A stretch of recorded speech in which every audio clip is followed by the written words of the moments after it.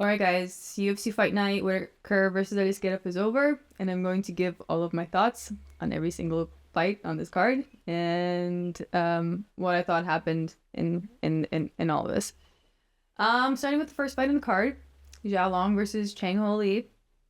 I don't think either of these dudes are quite UFC level. Someone had mentioned that this seemed like a Beijing bar fight, and I would say that's probably the most accurate description that I could give for what happened here, because neither of them could quite do anything when they got into like a dominant position, and it was just these constant exchanges, a lot of energy wasted on both sides, but not quite enough damage anywhere from either of them. It was just like one big scramble, and then I picked Xiao to win. Chang won by split decision. Honestly, it seemed like the same dude was fighting. It seemed like the same dude was fighting the same dude. Just by the fighting style and everything. So, I mean, I don't know. Anyhow, we'll move on to the next fight. Magomed Gadzhiyasulov versus Brendson Ribeiro. I had picked Magomed Gadzhiyasulov to win. And so with Gadzhiyasulov and Ribeiro, the fight was kind of uneventful, and to be honest, this is like a few hours after the event, and I kind of don't really remember it, other than the fact that Gadzhiyasulov won by majority decision, and I feel like he just did a little more and was the mountain Muslim of the two, so he, obviously got the decision. The Saudis did that to almost everybody that they could do that to on this card, or at least anyone who was facing a mountain Muslim or a Muslim of any kind. Won the decision. So that was that. Then the next fight, this isn't in full order. Kang versus Muin Gafurov. So this was pretty amazing actually, because I feel like Kang got like in full mount at least 3 times. Correct me if I'm wrong.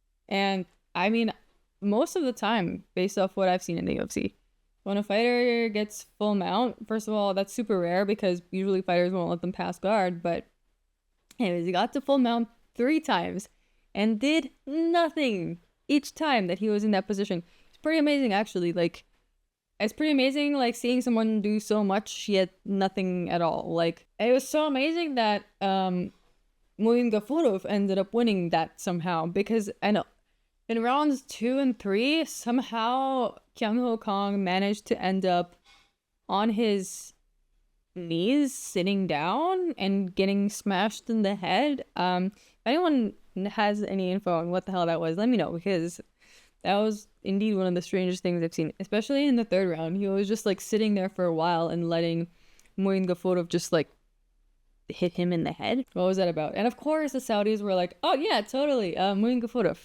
He's our Muslim. He's the Muslim.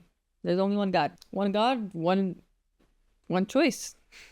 Muin Gafurov for the win, guys. Anyhow, I was actually correct with the Saudi bias on this one, because we saw a few robberies. Maybe not a few robberies, but we definitely saw one robbery that I'm going to get into on this card. So anyways, next fight is with Rinat Fakhretdinov and Nicolas Dalby. So I thought that like Rinat Fakhretdinov would either get like a knockout first round, or otherwise it would go to Nicolas Dalby. However, Rinat Fakhretdinov chose to take a bit of a different approach, and he was like, you know what, I won't be able to keep up with the pace of this guy, so let me just like shoot for takedowns and or keep him in the clinch against the fence the whole time. That way he won't be able to do any damage, and he'll be on defense the whole time, and then I can just win my decision. So that's what he did. I didn't expect that to happen, to be honest, because I think had he actually like tried to like stand and box with him, he would have lost. But he did lose, and yeah, he won that by decision. So the next fight that I want to talk about was with Nasrat Haqparast versus Jared Gordon.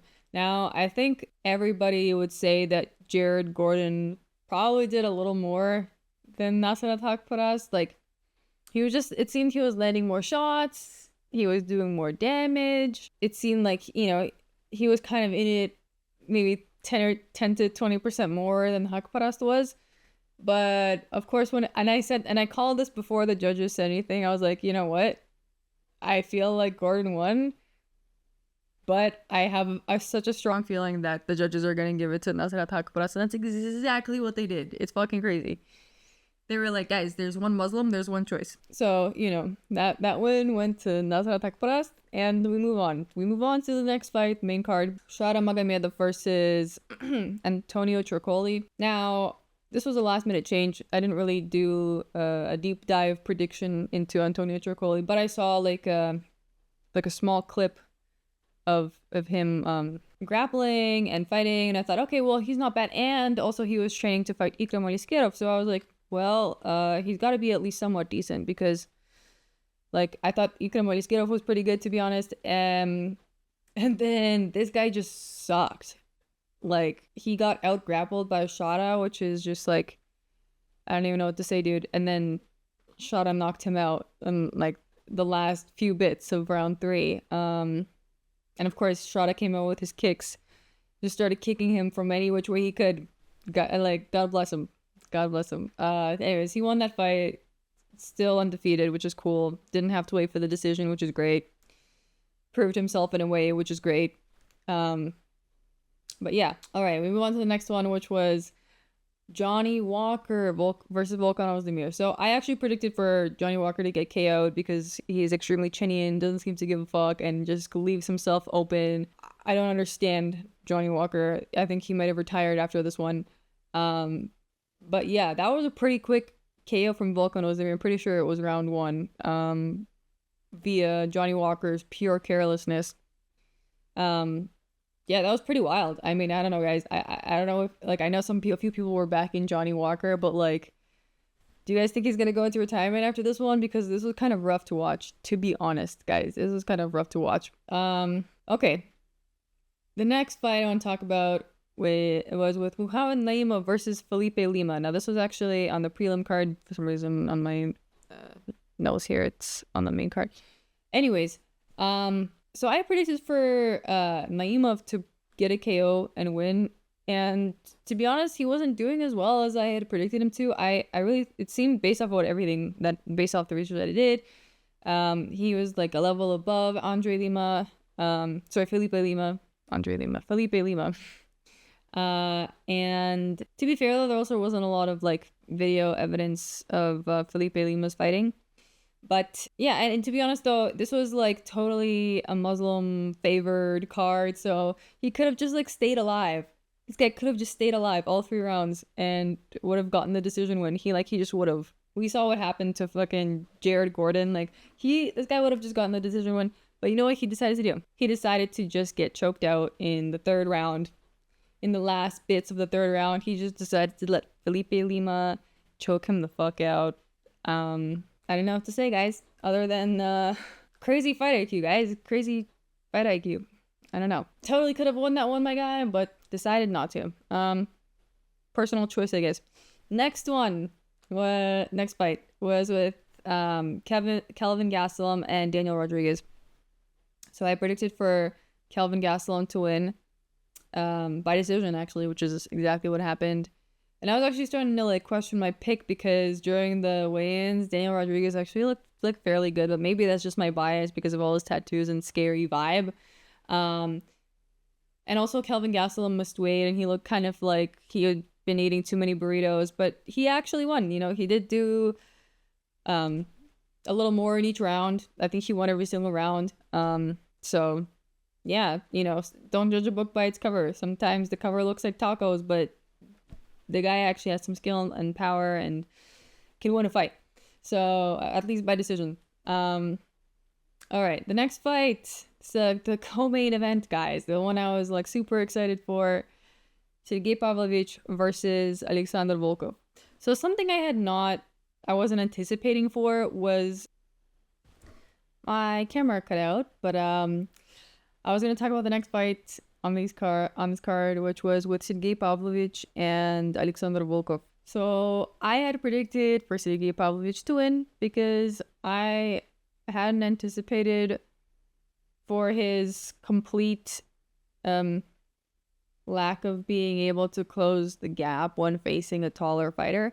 And I don't know if this was after his PTSD with Tom Aspinall, but Like, he just kept getting jabbed in the face. Holy shit, guys.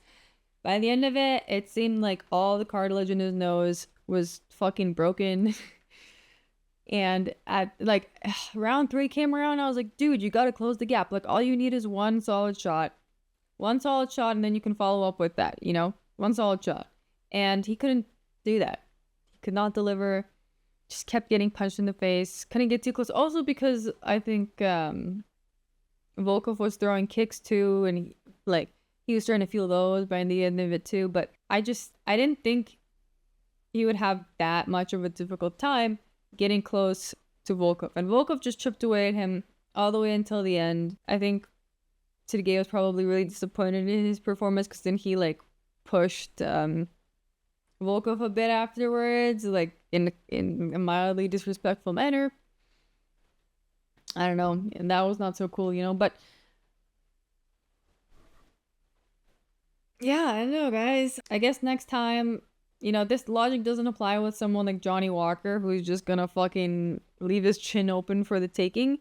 But I guess if you're, you know, an actual kickboxer and you take the sport seriously, then you're going to utilize the jab and you're going to win that way, especially if you have a reach advantage. Of course, that's going to be your main tool.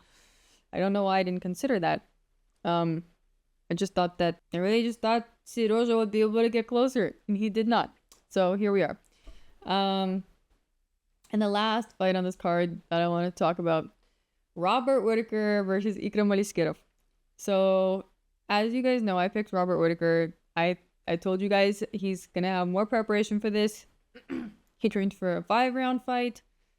Ikram trained for a 3-round fight.